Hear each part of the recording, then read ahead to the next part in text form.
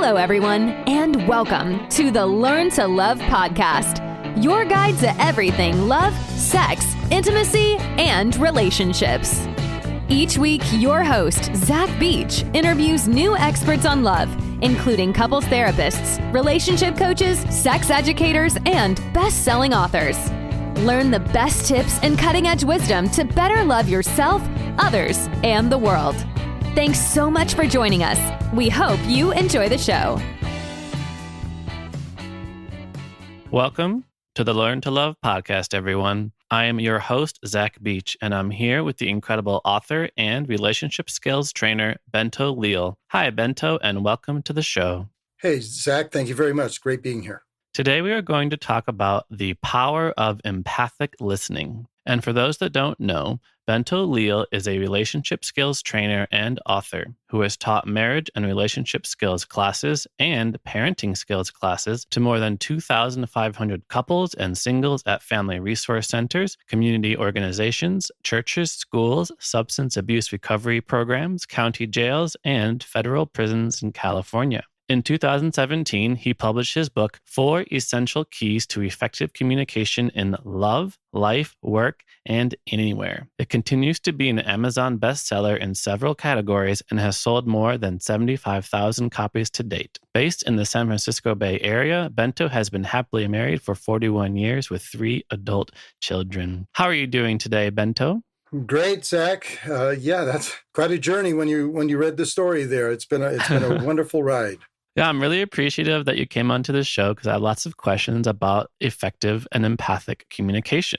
Now, I first just want to learn a little bit more about your background because you've been working in the field of interpersonal communication for over a decade now. And I know with COVID and with the pandemic upending all of our ways of life, what we're doing now is a little bit differently than what we were doing before. But it's a profession many people are unfamiliar with. So what does an interpersonal communication skills trainer do? Well, pretty much the definition of the activity is in those phrases, bringing people together so they can express to each other well, listen well to each other, and create healthy dialogue, whatever topic they're talking about. And of course, we're constantly in communication, whether on the family level, intimate level, work level, neighborhood level, you name it. We're talking with people and listening to people. And this is where things can go well or where things can go poorly. And in 2007, it's 2005, I was asked by the president of a nonprofit organization I was working with in Oakland. We just received a federal grant to help inner city families with a lot of their challenging situations. And one of the areas was relationships. And I was sent, he said, go to Sacramento and do this class and see what it's like for the people we serve. And while I was in the class, I saw that, wow, this is stuff I need to know personally. And that really got me on the path, not only to teach it for others, but most importantly, for all the benefits it meant for me personally in my own life and relationships. Yeah. So I appreciate you emphasizing that we use communication in all of our relationships, right? I know when people say, oh, what's the key to an intimate relationship? The answer tends to be communication. Mm-hmm. But of course, we communicate to our coworkers, our friends, and family. And in your experience, whether you're at a prison or whether you're at a workplace or whether you're helping an intimate relationship, do you find that the same communication skills apply across all relationships? Yes, I do. I really think they do. I mean, people have different circumstances that will either put them in a good situation like job and family, or a wrong choice is made and they find themselves incarcerated. That's the other side of the spectrum, and every place in between. But we are social beings. And we're designed that way. We have ears, we have mouth, our eyes look out instead of into ourselves. We're designed to relate to others. And a lot of the same things are there. People want to be heard. They want to be understood for what they said and the way they feel. And they want to be able to express themselves in a way that the other person will be open to hear and receive it. And even though that's what everybody wants, actually there are skills involved to do it rightly or do it wrongly if you don't know the skills or use the skills correctly. So that's where we come in. So it's so true. We all need to connect. And that's why we're here, to talk about how we can strengthen and deepen those connections. So I love that you said as social beings, we have ears and mouth, because communication is a two-way road, right? There's communicating with the mouth and listening with the ears. So let's talk about listening with the ears first, because you do talk about in your workshops and also in your book around the challenges around listening, including getting distracted, which happens to a lot of us. We're listening to somebody and we're thinking of something else. But often when we're trying to listen, we're actually just preparing for what we are going to say next. Right. So, when I think about like getting distracted or also just thinking about what we're going to say while somebody else is talking, it seems very like fundamental to the human experience. And I'm wondering, how do we get past these listening blocks? Well, the key point is to immediately value the other person. I get into that in the first skill in my book before I get to empathic listening, which is empathic awareness skill, which is to really value the unique and special nature of the person you're talking to, whether it's somebody intimate and like your spouse or your family member, or whether a colleague at work or a customer or whomever, that you value them as a human being. You value yourself and you value them. And I think already starting with that kind of proactively raising them up as a person that deserves your respect. And if you lead with respect, then it really ratchets up the intentionality of wanting to listen well, to make sure you understand what he or she is trying to tell you. So I think it really is the lens that you put on. And of course, there's some topics are more important than others to listen to. If somebody's saying, gee, I just got off the phone with my mom and I find out that my dad is, gravely ill. Well, that's another topic versus, hey, I'm going to go to the store. I'll be back in a couple hours. Well, that's a different kind of topic. But where it's really an emotional type of topic, whether happy, sad, whatever, that's where we really want to have our antenna up to really listen to where the other person is coming from. And without interrupting, without thinking what we're going to say next, but really try to listen to them. We say empathy from their point of view. Try to put yourself in their shoes. That's really the key, is try to be there. And to know that even if I've got a different opinion, I don't need to interrupt right now. I'll get my turn later. But I've got to do respect for them to really make sure I understand what they're saying, even if I have a different point of view. I love that emphasis on immediately valuing this other person, appreciating their perspective, and also adding a level of respect to the relationship. So you've mentioned it many times, this idea of empathic listening, and you just touched on it a little bit. Basically, sometimes we're communicating really simple information, right? Like, this is how you get to the gas station, or I'm going to go to the grocery store and pick this up. And there's other times where we're communicating a certain emotion. And that's when we want to, as you say, turn the antenna on. So what is empathic listening, first of all? Well, empathic listening, I've whittled it down to what I consider to be 5 steps. It's a common topic out there. I call it empathic listening. Stephen Covey had called it empathic listening. There's active listening. There's power listening. There's reflective listening. They're all kind of the same kind of technique. And I put it down to 5 steps. And the first step is to quiet your own mind and focus on the other person as they're speaking. That really means, like you said, don't distract, don't look at the clock while somebody's talking to you, don't look at your watch or cell phone. Just get all clutter out of the way, pause button any thoughts that you have, and really zero in on them and their story. So it really is quiet your mind, focus on the other person. Then the second part is listen fully and openly to what they are saying, not only in their words, and I get into this more deeply in my book, but also by their body language. There's been studies done that the conclusion is people speak more through their body language than they do through their words. In that case, you might listen more through your eyes than through your ears. So you want to pay attention to the body language, the tone of voice, the facial expression, the way their posture is. So you really need to look at the other person ideally, unless it's over the phone, and then you try to just accentuate your ears a little more clearly and try to feel where they're coming from. So listen fully and openly to what they are saying without any defensiveness or thinking about what you're going to say next. Number 3, the third step is listen through the words to the underlying and deeper feelings you sense from the speaker, but they may have not articulated in the 2 or 3 sentences that they mentioned, because as we know, people have their thoughts and feelings, but those are not in word form. Those are images. Those are sensations. And when somebody wants to grab some vocabulary and speak a few sentences, if you only listen to the words, well, that's vocabulary. But what are they meaning underneath those words? What are they trying to convey that you sense from them? So I get into that more deeply. I listen through the words to the underlying feelings that they're trying to communicate. Number 4, then, big step would be don't interrupt them when they're speaking to you. Really listen all the way through. Now, you can ask them to pause and restate something for greater clarification, and that'll be okay because they know that you're trying to understand them more clearly. But it's not the time to jump in and say, oh, I know exactly what you're talking about. That happened to me yesterday. And then you hijack the conversation. So listen all the way through. Don't interrupt. And here's the key one. Number 5 would be say back the essence in your own words, what you sense from them. So Zach, sounds like you had a really challenging experience the other day on your job.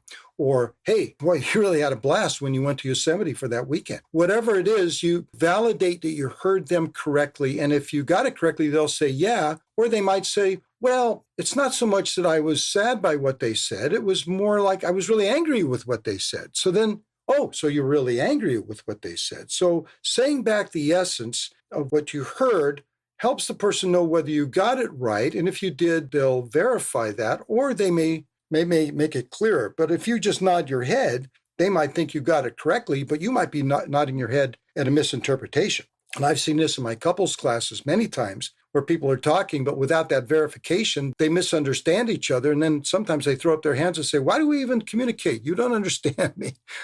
And usually it's both people that don't understand each other. We try to correct that right away with empathic listening. And many times that gets them right back on track. So I love the steps that you just described. I'll repeat them real quick. So in step 1, quiet your own mind. Step 2, listen fully and openly. Step 3, listen to the underlying feelings. Number 4, don't interrupt. Yes. And number 5, say back the essence of what they are saying. And it's a really beautiful process that you described. And there's this little voice in the back of my head that says, well, that's a lot easier said than done, because I wanted to ask you about communicating when we are perhaps angry, when we are perhaps frustrated, or when we might even be threatened by like what the person is saying. You know, whether it's like our boss who's giving us like criticism about our job, or whether it's our partner who says like something that we're doing is causing them a lot of pain, for example, and we have a tendency to get defensive. And I know that as human beings, we have this flight, fright, freeze response, which very often shuts down the higher cortical functioning that is necessary for us to, say, quiet the mind and listen with empathy and understanding. So I'm curious about how couples in relationships who find themselves arguing and who find themselves almost getting elevated in their anger, frustration, how can you move towards more effective communication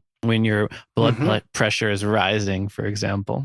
Great point. Great question. Well, this is a common one. If I feel I'm being attacked or misunderstood and I'm feeling hurt or upset, then like you said, it's easy to fight back, which would be, hey, you idiot, you can't talk to me like that. And then that's really a flamethrower going back. Or I retreat altogether, which would be flight. And I just, be quiet and mum, but harboring resentment and anger. Or I'm stuck in between like a deer caught in the headlights where I'm just stunned. I don't know how to respond. None of those are constructive. None of them get to healthy communication. Let me put it that way. So there's something called the XYZ message, or often called the XYZ statement. And it goes something like this. Let's say you and I are working on a project, and I don't think you're doing a great job on your end. Let's do that.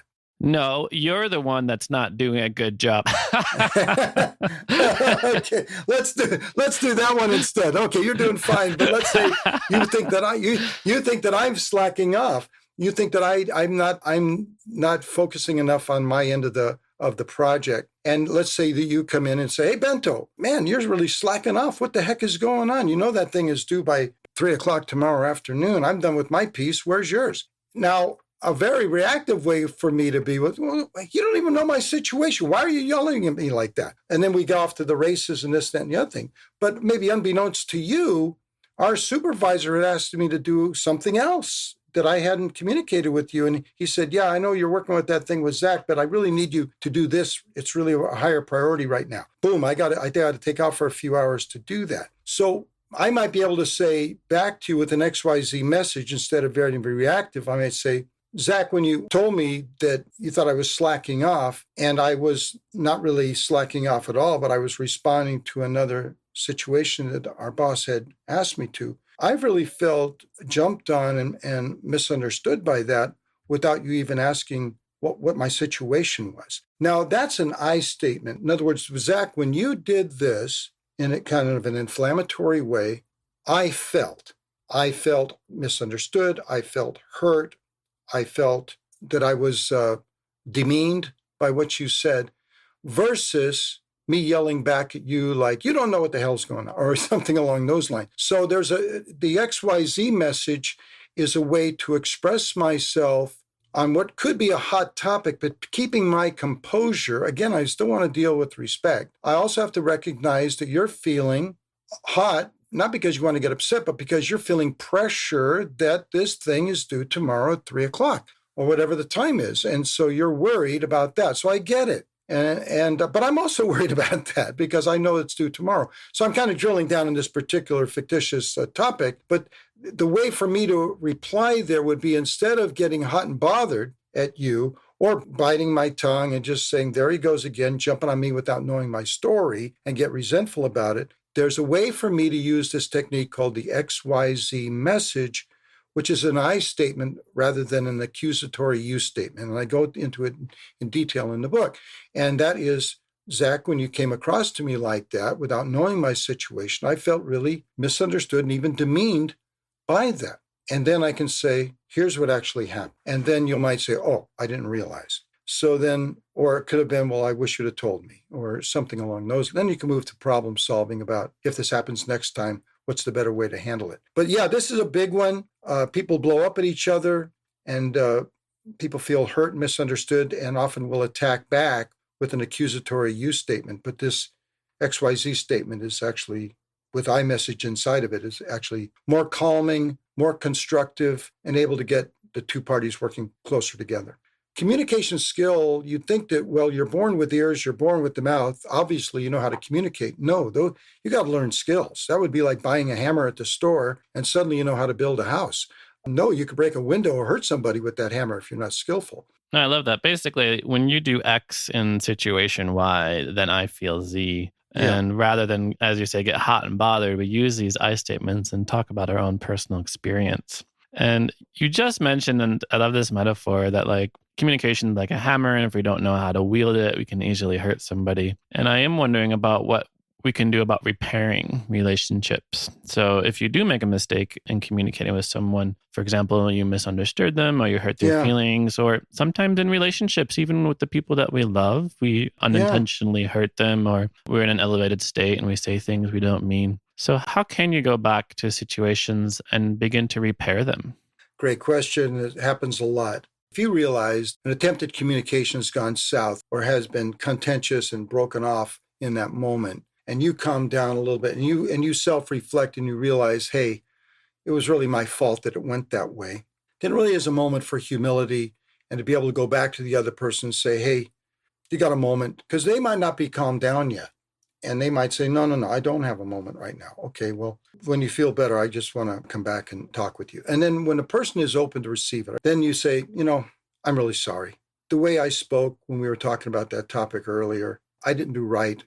And I said some things that were wrong, probably hurtful, and I'm sorry. I have feelings about that topic, but the way I did it was very disrespectful. And if you're open, I'd like to, let's talk about that topic again, and I'm going to be much more responsible on my side and more respectful of you and your position. So it really is, it's kind of biting the bullet and coming back on that. And I mentioned in my book a story, this is a perfect story where this mother, a single mom of a teenage boy, she saw that her son was having a lot of challenges, but she kept trying to get him to open up, but he wouldn't tell her, how you doing, honey? No, I'm fine. But he wasn't. And so she was getting frustrated about it. And then she went to my class, and then she realized maybe thinking herself, maybe I'm doing some things wrong that's making him clam up. And then she thought back to some of the things she's done. She thought, maybe I've been a poor miscommunicator, and I've made it hard for him to talk with me. That maybe when he gets 2 words out of his mouth, I'm already telling him what he's doing wrong or what he should do better. And he doesn't feel the door is open to share. She approached her son and said, this is a true story. She said, I've been taking this class, Johnny. I'll use the name Johnny. And I realized that on many occasions, my communication has been poor. Now he's starting to open up. And she said, I apologize for that. You're the most important person in my life, but if I've said or done some things that hurt you or made you feel not understood, I apologize and I want to do better. And the son began to open up. And he said, yeah, the other day you said this or you said that and you accused me of this. And instead of defending herself, she just listened with empathy, what we're talking about. Okay, so that bothered you when I did that. She was just listening. And once he felt he unpacked his heart and mind, and he felt that she genuinely received it, he unpacked himself, and then it was like more open, and she was more thoughtful about how to proceed. And it improved their relationship greatly. Sometimes it's a case of, I just need to realize I made a mistake and just go back and be courageous enough and bold enough, honest enough to apologize, make a new start. Yeah, I really appreciate the first checking in, if somebody is ready to talk, and then apologizing. I remember one of the best pieces of advice I heard many years ago is basically, if you have even like this tiniest ounce of responsibility for a situation, it's okay to apologize. Even if you feel like they're 99% responsible, there's still that 1% that is you. And so often, when we do open up about our own mistakes and our own misgivings, it gives them an opportunity, opens the door for them to walk through, and they say, oh, well, I'm not perfect either. And really fosters that connection. Yeah, very, very well said. Sometimes the humility and apology on your side could lead to, like you just said, the other person saying, I wasn't too good with that either. In other words, you set a standard of humility that now can be duplicated by the other person. They feel that you're coming back with an olive branch, and they can do self-reflect. And they may not. They may say, they know what you said really stung me, but okay, if you want to, well, let's try to revisit this conversation. They may not find themselves needing to apologize, but they well could, depending like what you just said. It can wipe the slates clean in a sense and start over. And the person will feel the level of integrity on your side to have owned up to maybe some error. And even though you got a different point of view on the subject, that you're humble enough to say, I made a mistake. Please forgive me. Let's start over. So simple. I made a mistake. Please forgive me. Let's start over. and they may take time to forgive you. you can only, like you just said, 1% and at 99%, but you can only control your side of the equation. The other person may not be in a position, may have been stung too much. They might say, but I'm just not ready right now. So you can't force them. Well, hey, you're supposed to forgive me. I just apologize. You can't weigh in and demand that. You can only do your part. You can say, okay, well, when you're ready, I'm prepared to talk about this more skillfully, but I understand if it's going to take some time. And that lets them know that you get that they've been stung and you're going to give them that pace. This level of love and respect, and I'm going to use the word love here, not only in an intimate setting, but let's just say it's the human attitude to love thy neighbor or love other people. And whether it's in the family level or coworker or whatever, it's just a genuine way of appreciating the value of another human being. And when people feel valued, it's like a healing salve. It can cover a lot of things. Being valued is a healing salve. And I appreciate you bringing love, because that is another thing I wanted to dive into today, because you do write about in your book about seeing each day as an opportunity to grow in love and compassion. And I'm wondering, well, how? So you mentioned, loving thy neighbor, which, loving thy neighbor, like everyone knows this. Everyone knows the golden rule, do unto others until they would do unto you. And yet, there's still hatred and ill will in the world. And I'm wondering, how can we encourage our listeners to bring more love and compassion into all of their interactions? Well, very good point. I think a lot of it is how you start your day. Some will say it's how you go to sleep at night, how you close the day to get a restful night's sleep thoughtfully as well as physiologically, and then wake up with a greater, seeing the daylight even if it's cloudy outside. In other words, being able to look more positive, not Pollyanna, but being able to have a bright, energetic day. That today's another opportunity. I'm alive. We don't know how long we're going to be alive. Some live younger, older than others, but every day is kind of like a gift. And the opportunities that come my way, maybe half of them I got or less are in my schedule book of what's going to happen. Other things just come on the fly, surprising, or this or that. Communications will show up. But if I start my day thoughtfully, some people do reflection. They might do prayer, meditation. There might be some good inspirational reading. I talk about that in the beginning of my book on empathic awareness, how you set yourself up to be the best yourself for the day. And this is before you do anything else with work and driving, or this is how do I prepare myself for this day? And if I take today as like I'm in the classroom of life, okay? I have today. Yesterday is yesterday, tomorrow's tomorrow, but right now, this is my classroom to be the best person I can be. And if I can do more good today than bad, or if I'm better today than the things I wasn't better today, then today will be a victory, and I can throw those victories to tomorrow. Hopefully we get better with each day. Doesn't always work like that. Sometimes we make a mistake and boom, man, we really fell down there with that relationship. But then you just keep improving. But I think the value of a 24-hour period is that, wow, I can wake up and I can make a new start today. And again, there's a lot of great books. There's webinars, there's sermons, there's seminars, whatever it is that can lift you up and sharpen your lens and have you be grateful for life and grateful for the people in your life. There's something to learn, even from strangers. The person that cuts you off on the road, you think, oh, I didn't even know this guy, but they almost killed me and about 10 other people. Okay, that may be true. He's got to deal with his thing. But in the meantime, things come up. How can I calm myself down? How can I got to own my life instead of getting all belligerent and chase the guy down. How can I calm myself down? And, maybe the guy had a bad day or, whatever it is, not justifying bad behavior, but you never know. You never know. But we can only own our side. But yeah, how to make each day valuable. Even like this opportunity here. We reached out to each other. You got in touch with me. Here we are doing this. Is a great opportunity. So I feel, hey, if Zach is trying to share some love to his contacts, his audience, and I can give some good content to help with that, hey, what a blessing. It's a blessing to be able to do these kind of things. It really is a blessing. And this will be the 29th or 30th episode. And every time I learn something new, I love this metaphor that you just brought in, that every day we wake up in the classroom of life. And our lesson is to be the best person we can be. We are here to learn to love. And that's the lesson of every day. Yeah, thank you. Mm-hmm.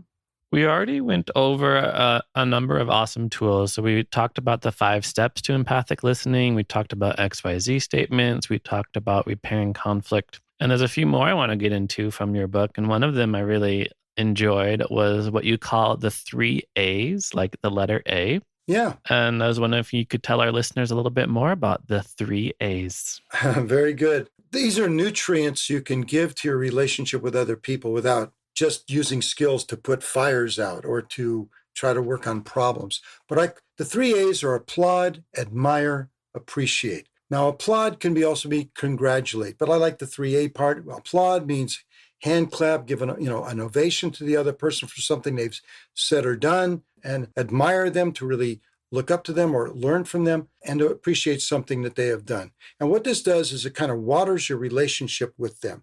It really, people want to be applauded, admired, and appreciated. So applaud would be, for example, let's say that my coworker really did a great presentation at the staff meeting today, and now we're walking out or we're going to the break, and I can just walk up to him or her and say, hey, Mary, I just want you to know that was an outstanding presentation. You really made it. I just want to congratulate you. You hit all the points, and you did a great job. It's unsolicited. I go over there on my own. Now, it's got to be genuine. If I thought that it wasn't a good relationship, I'm not going to necessarily go up and say hand clap all around. But I'm going to, if it's applaud worthy, let me say it, not just think it. So this is a big point here. Sometimes we think applaud, admire, appreciate, but we don't articulate it. And we sometimes think the other person should know how I feel. Well, maybe they do, maybe they don't. But you can always make sure when you articulate it. Admire would mean something similar, which is something like, I really admire how you handle yourself in the workplace. I'll use that for example. I just admire how you work with that person over there and talk with them. I tell my wife, honey, I just admire how you handle your daily life and how you do things, how you care for other people. I learn a lot from you. That's edifying. And appreciation is when if somebody has done or said something that has helped you or been beneficial, even if it's the smallest thing, then you notice it. Hey, I just want you to know, those kind words you said to me this morning when I did this or that, I just really appreciate that. And when you appreciated me, it lifted me up. And people like to be appreciated, and they like to be appreciated for their appreciation. So these are just things and they don't take any time at all. But it's like watering your relationship garden, taking care of your relationships. Each one is different. I got 3 kids. They are different. And the water for this relationship with this child is different for that one. And you deal with them one-on-one, not as a big collective. Same is true in the workplace or any other environment. People are individuals. And when we express ourselves, applaud, admire, appreciate is how I have it there in that one chapter. I think that's just goodness we can get out there. People love it. And they'll gravitate more toward you because they feel, wow, this is a good thing.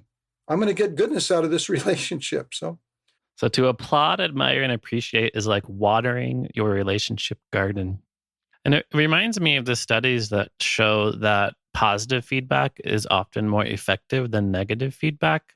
Negative feedback is often like, oh, don't do that thing. And then you basically have one piece of a situation to not do. But positive feedback often blossoms in terms of you did that thing like really well. And then it opens up all the things you can continue to do in all the different ways you can bring that positive action similarly into your life.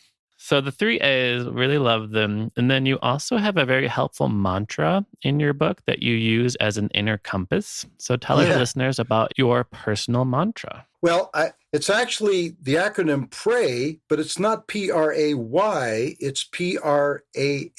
That if I have done something wrong, or let's just say I'm not listening correctly, or you're telling me something, but I find myself, I've drifted off, I'm thinking about something I got to do later instead of focusing on what you're telling me now, then I pause, reflect, I make an adjust, and act. In other words, I pause right where I'm at, which is, hey, I'm going over here on the side on this thought when I should be focusing on what Zach is saying. So it's kind of like a stop sign. Then I reflect, what am I doing wrong here? I'm not paying attention to what he's saying. I make the adjustment, which is to quiet my mind and focus on you.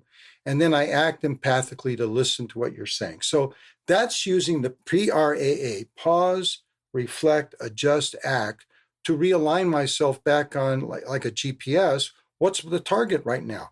The target right now is for me to understand what Zach is telling me about this very important thing in his life or situation he's dealing with. I want to be there for him. I want to be here for him. And so that anything that pulls me away, it kind of like gets me back on track. It would be like a GPS. If you're driving down the road and you start drifting to the shoulder, well, you want to get back in the lane more correctly. Otherwise, you find yourself going over the bank. Yeah, it's just kind of point of true north, and the true north is to make sure that relationship is going well. Being a good listener is one of the best things we could do. But that's, PRAA, pause, reflect, adjust, and act is a great way to stop whatever you're doing that might be unskillful and just get back in alignment. Yeah, I'm almost imagining like a Post-it note, like on the mirror in the bathroom, on the computer at your office, before you flip the light switch. Hey, just take a few minutes.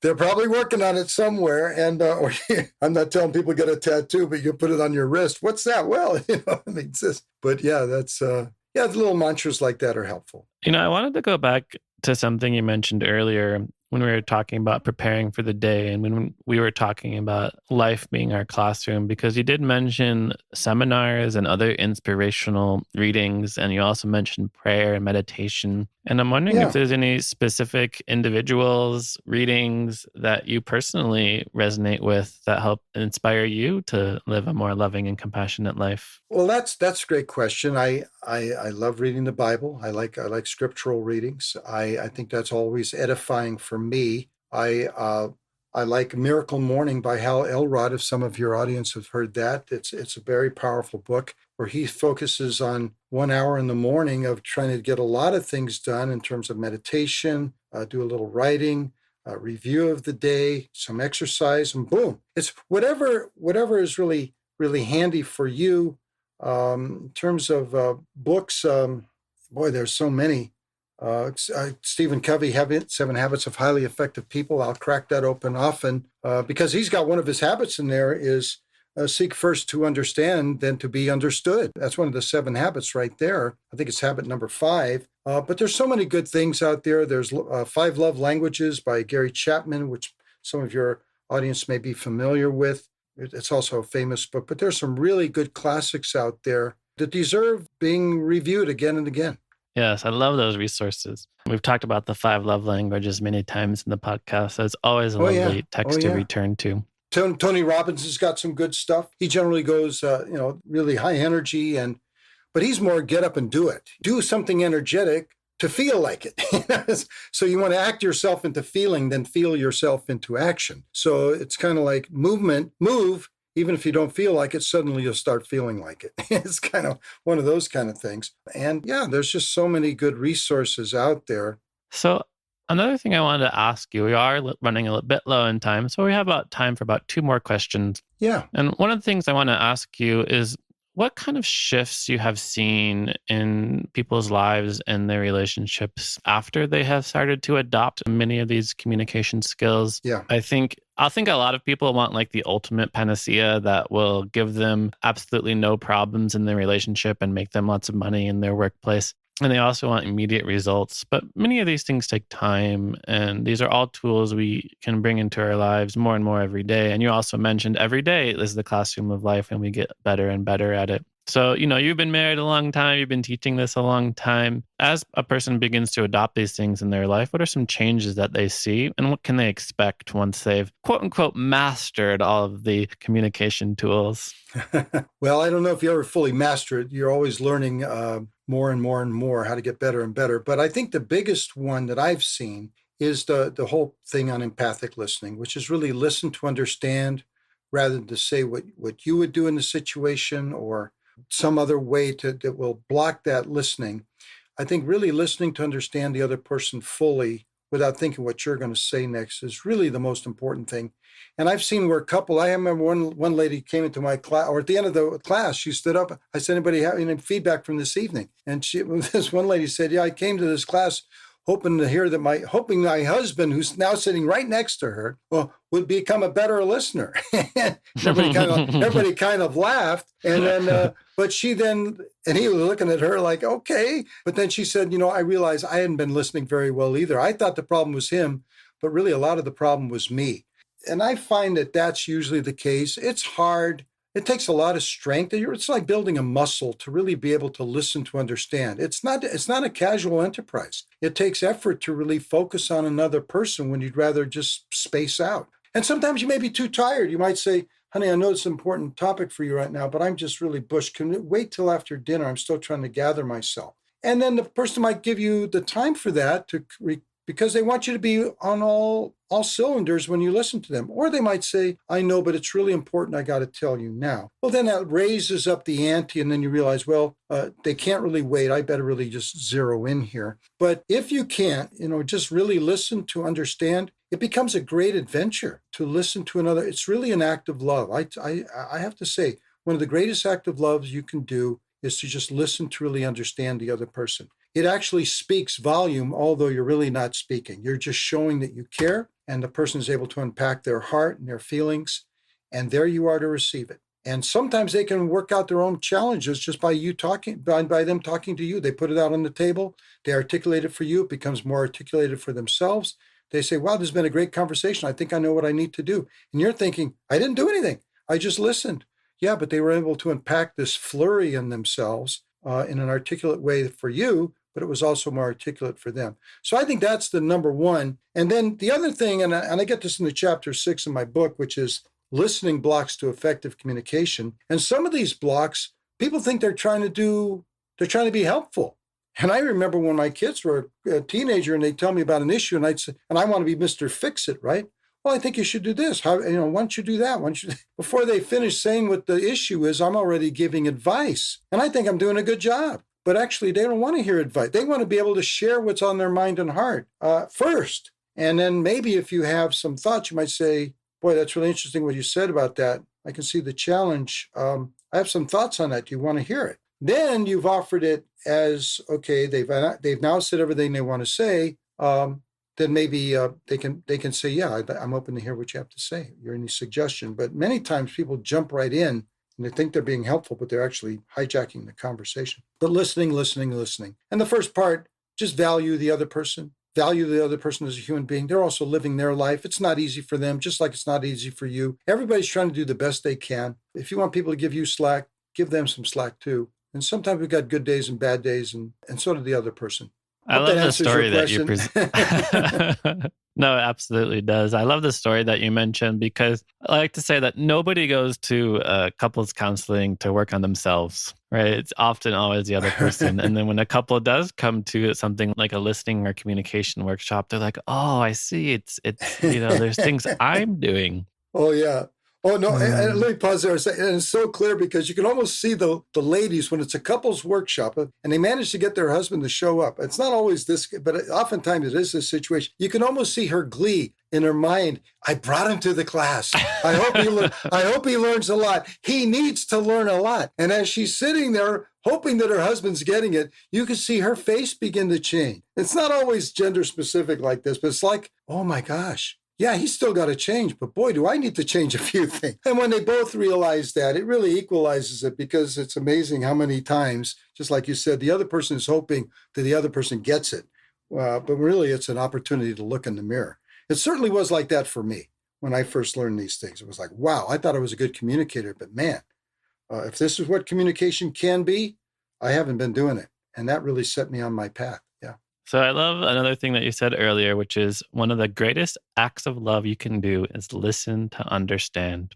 And that leads into my final question, which I love to ask all of my guests, which is quite simply, what do you wish everyone knew about love?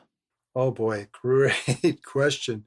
I think love is give and receive. I think love is caring for the value of the other person, for who they are, not for what you wish they might be, but for who they are in the moment, right there, and to be open, to be loved, to also be embraced, to exercise valuing the other person, treat them with respect. And love is really, it's emotion sentiment. It's not just a feeling inside of me, but love, I think, is a really active verb. It's really expressing care, either verbally or by a physical action, or just even internally, putting yourself in the other person's place, and they can feel it, even if you haven't said a lot of things. Love is an active verb of thought, word, and action for the well-being of others. And as you're open to go out, then the same door is open to receive in. It's thoughts, words, and actions for the benefit of others and their uplifting. Love is caring and valuing the other person for who they are in the moment, right there. Wow, you got it. Thank you. Thank you for that. You're on it. This whole time I'm like, oh, listen, focus, listen, quiet the mind, listen. There you go. Hey, good job. Good job, Zach. Thank you.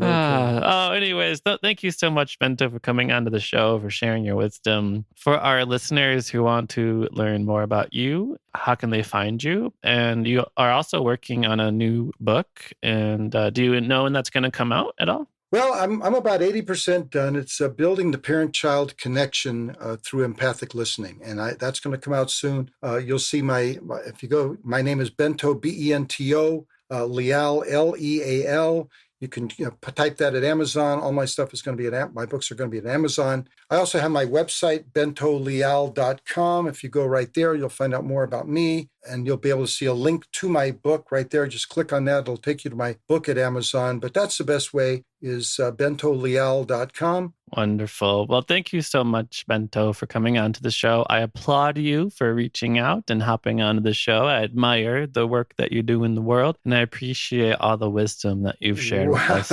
in this session. Thank you for those 3 A's. Thank you for those 3 A's, Zach, and they're coming right back. I applaud you for your work. I admire you for how you're doing it, and I really appreciate that I could be on your show today. It was a great interview. Thank you very much. Warms my heart. Thank you so much. And thank you, listeners, for listening to the show. We applaud you for making it this far in the episode. We admire you for devoting time in your life to bring more love into the world. And I appreciate you so much for listening to the show. We hope you learned a lot. And if you want to learn more about me, you can head to zachbeach.com and learn more about the show at theheartcenter.com. Thanks again, Bento. Thank you very much, Zach. Appreciate it. Thanks again for listening to the Learn to Love podcast. To learn more about the show and your host, head over to zachbeach.com or theheartcenter.com. You can also follow Zach on Facebook, Twitter, and Instagram.